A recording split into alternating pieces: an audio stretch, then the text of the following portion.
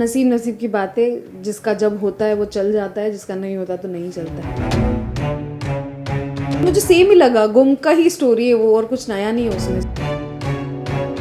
हमारा फ़ोन ले लिया जाता था स्टंट के टाइम पे, हम जब जाते थे तो फ़ोन नहीं होता था हमारे पास, क्योंकि मेरे को बहुत रेस्ट की ज़रूरत है, मैं भाग ही रही हूँ।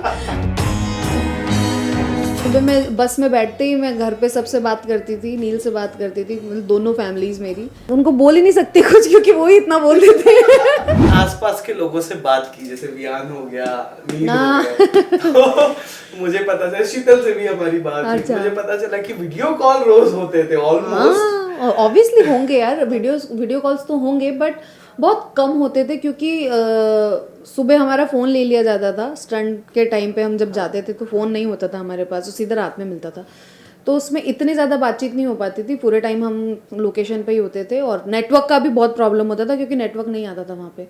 सो सुबह और रात में, सुबह मैं बस में बैठते ही मैं घर पे सबसे बात करती थी, नील से बात करती थी, मतलब दोनों फैमिलीज मेरी, मम्मी पापा मेरे भाई बहन, इधर नील और मटर पनीर से बात करती थी मैं।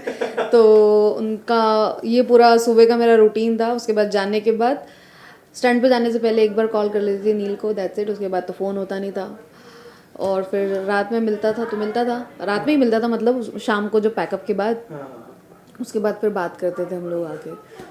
सो ऐसे ही होता था। नेक्स्ट क्या कर रही है ऐश्वर्या, क्या प्लान है? छुट्टी, लॉन्ग छुट्टी, अभी थोड़ा सा ब्रेक, अभी थोड़ा ब्रेक, क्योंकि मेरे को बहुत रेस्ट की ज़रूरत है, मैं भाग ही रही हूँ।